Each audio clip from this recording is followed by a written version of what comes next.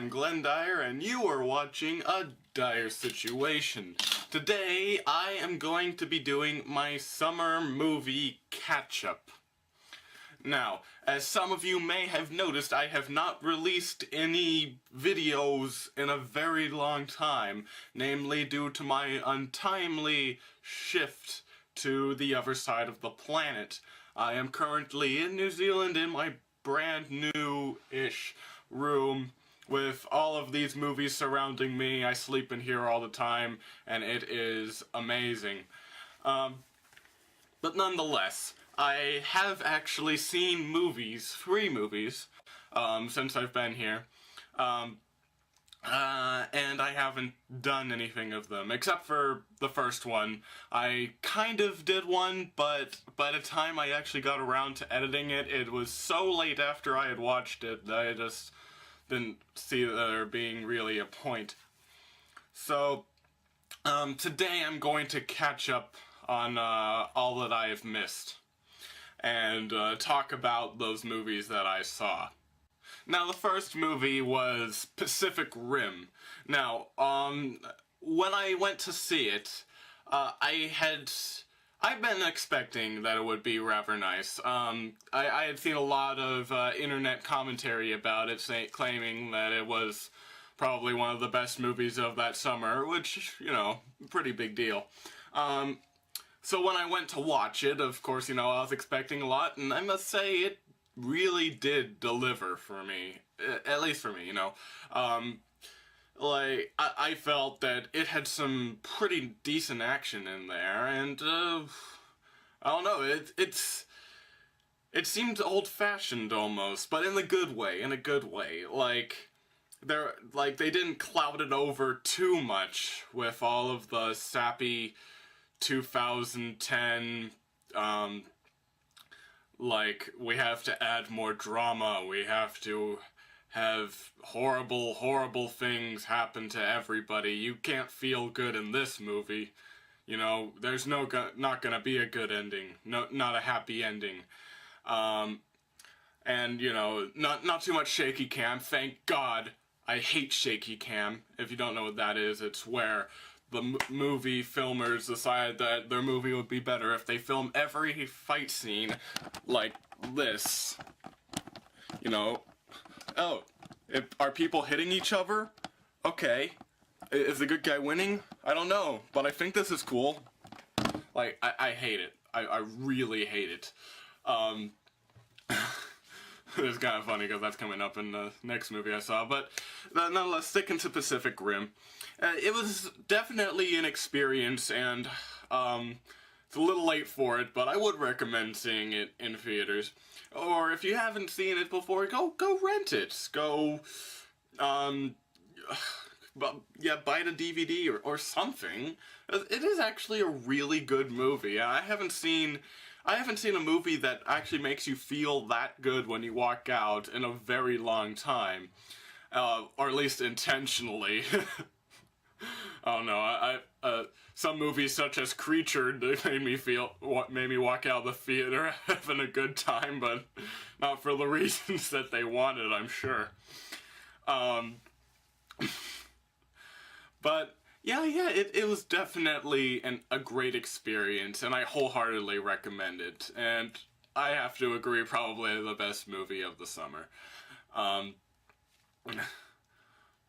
Even with Iron Man 3. I did like Iron Man 3, but, like, I don't know, this movie just seemed like a classic to me, like an instant classic, basically.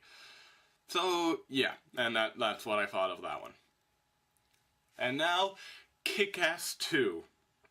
Alright, now, sequel, of course, so I have to say what I thought of the previous movie.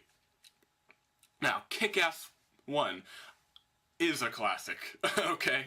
I think that was made back in 2009, somewhere around there, and that movie is just, well, kick-ass. I just really like the concept in there, like a real-world-ish setting, well, except for the jetpack at the end, but most of the time it seems very real, and plausible despite these ridiculous things happening, like a little girl murdering people. And I just love a movie that can do that, that is actually able to suspend your disbelief like that. It is very, very difficult, and usually these days people don't even try, and that's disappointing. But it felt real, that's the thing, like this guy who's... I love they didn't even go for the stereotype of the guy who's always pushed around and stuff, or I don't know, has a disability. No. It's just this guy who's reads all these comics and wonders why nobody tries to be a superhero, so he decides to be a superhero. Like, I love that idea. It's great. So I really love the story. It had great action too, and yeah, and I love the scenes with the little girl just kicking everyone's ass, of course. Nicolas Cage puts on a hilarious performance. He is very well utilized in that movie. Cause you put Nicolas Cage in your movie when you want your movie to be insane, and that's definitely what they did there. Because Nicolas Cage, I'm pretty sure, is actually insane, considering some of the scripts he's agreed to. And yeah, I just really, really love the first Kick-Ass. I've watched it several times. I've watched it with my family. I've watched it with my friends, and yeah, it just gets better every time, basically. So yeah, that's why I thought of the first one. Now, of course, as you can understand, I had pretty high expectations when I went into the second one. I was sort of wondering a little how they were going to do it. Like, it had a very comic booky ending. In fact, it's an ending that was made fun of in one of the Austin Powers movies, I think, where basically the son of the bad guy is like, now it is my turn. Like, yeah, it's a little cheesy at the end there, but, you know, I was wondering a little how they're going to continue that, and in Kick-Ass 2, they continue it by not continuing it. They just basically tear down everything at the end and start something else. It's very confusing, especially with the school thing, because at the end of Kick-Ass, right, I hope this isn't considered spoilers. If it is, I don't know, skip over a minute or something. But basically, at the end, the little killer girl, this is the first movie I'm talking about here, not the second one. In the first movie, at the end, the little girl who murders all the people and stuff, she goes to the high school of the guy who's Kick-Ass. And she's pretty young at this point. She's like in her tweens, I'd say. And she gets put in high school. So I presume, okay, it's because she's a prodigy, you know? She knows all these fighting techniques and all that, so I presume that she's actually very gifted, and she got put into high school. Now, this movie starts out, and she's a freshman in high school, but she's the correct age for a freshman in high school, and she is actually in freshman year, which confused me a lot, because does that mean she was held back a lot, or what?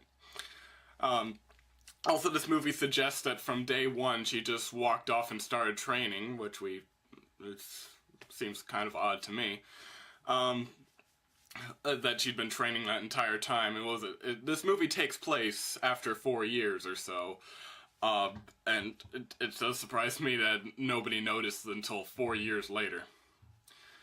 I feel like I'm just babbling on about it, this nitpicking, but let me talk about the overall thing here. It was rather disappointing, the movie, as an entirety. It felt like it was written and directed by different people, almost. I don't know if this is actually true, I'll have to look this up later, but it didn't have the same technique, it didn't have, as solid a story structure, especially after 4 years of hiatus there. Like, you'd expect that they would have improved upon the original, and perfected the techniques even more instead of gotten lazier about them. What I mean by that is, it went back to shaky cam. I can't believe it. It went to shaky cam fighting. I had no idea who was winning, who was losing in that. Just people were hitting each other, and with every punch, the camera shook like crazy. It was unbelievable that they actually did that. I almost felt sick at times from watching that camera just spin around like that. It was pretty awful in the fight scenes, which is sad because the fight scenes are some of the best parts in the first movie, and they really tried to amp it up in this one. As some of you may know, Jim Carrey is in it. I guess that's just the running theme. They're gonna have a big name actor like Jim Carrey or Nicolas Cage, who will accept almost anything these days and put them in a role where they kick people's asses. I don't know. Maybe they'll do that in the third one. I'm hoping for what was it, Robert De Niro. That would be a great one, because I'm pretty sure he could do something crazy. But yeah. I did like Jim Carrey's performance. By the way, this is just kind of a tangent. He was pretty good at it, although as good as you really can be. That's another thing. That's the thing I was getting to. The script is very cliche, and I can't believe I have to say that. Like, the first one felt so original. I don't even know if it is original. Maybe the idea's been done before, of a guy who decides he wants to be a superhero and gets his ass handed to him a lot or something. I don't know if that's a theme that's been used before in the past, but in this movie, it just felt like a regular movie, basically. It didn't feel like a Kick-Ass sequel. Like, the characters are all different. The motives are all different. How the direction is different. The ending is definitely has a different feel to it. Like, it almost felt like it wasn't even Kick-Ass. They could have called it something completely else, like Badass Fight Scene the movie, and it would have taken a genius to realize that it's actually connected to the Kick-Ass series. Like, it's that odd about it.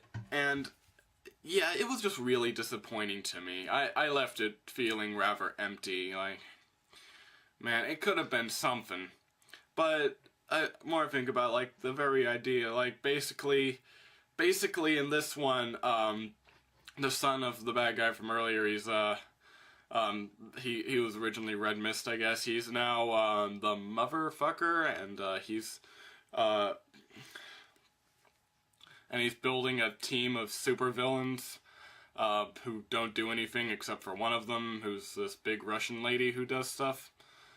It's very confusing. And he somehow has unlimited funds despite the fact that his father's drug dealing company went bust a while ago, so I don't know where the hell he gets all that.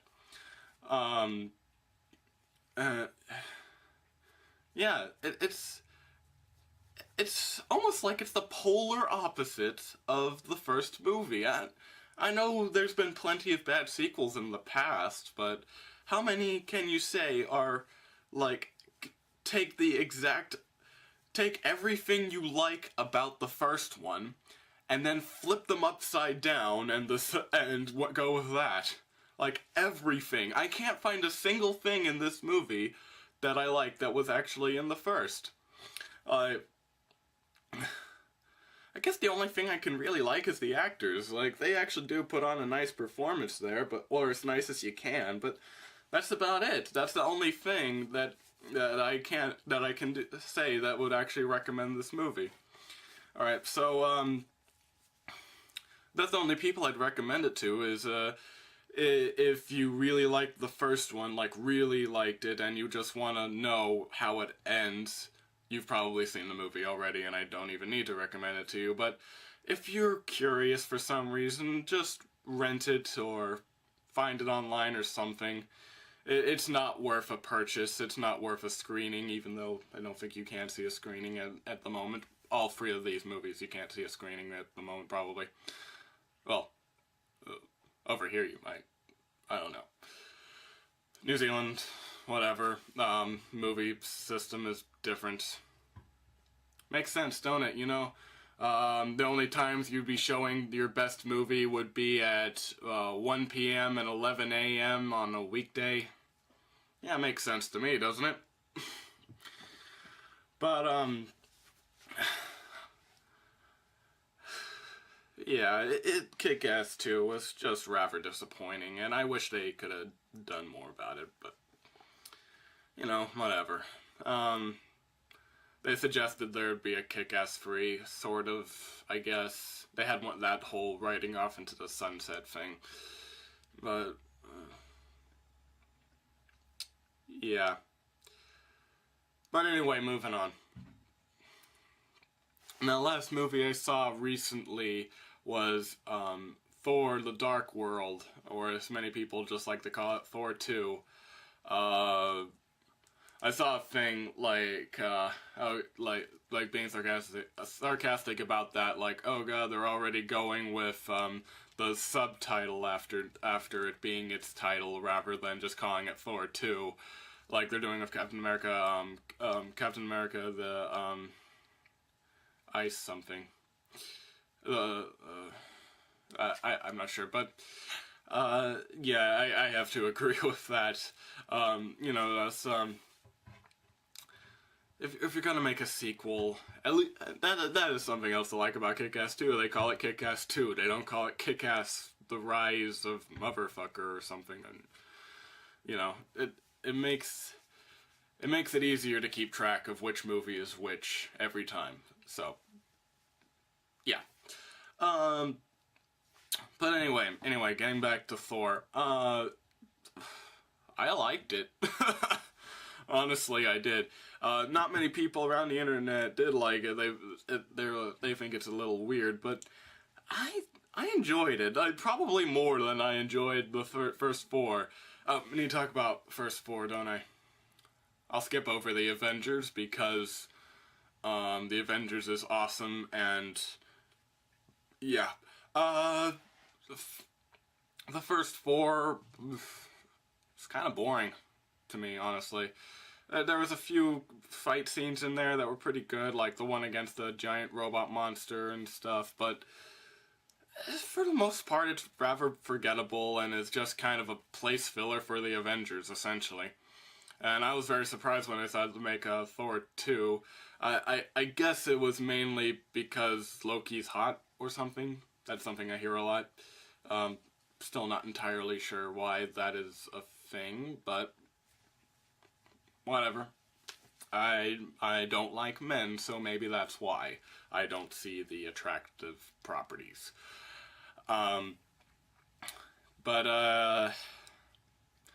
Yeah, first four was rather forgettable, and I don't know. I'd recommend seeing it once, maybe.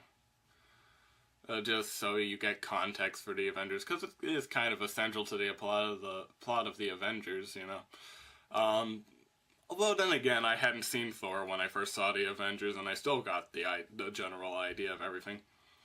But nonetheless, getting back to Thor 2. Thor 2, like, it was rather entertaining. Like, it set itself in its own world for once, basically. Like, instead of mainly being set on Earth, there are some parts on Earth. It's mainly set out in the cosmos and stuff, and I love that.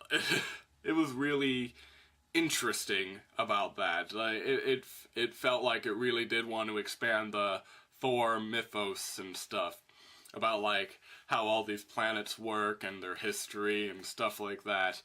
And I really enjoyed it. I never felt bored with Thor 2. That is something I have to mention. It was not boring. The first one had a few snooze moments, as I mentioned.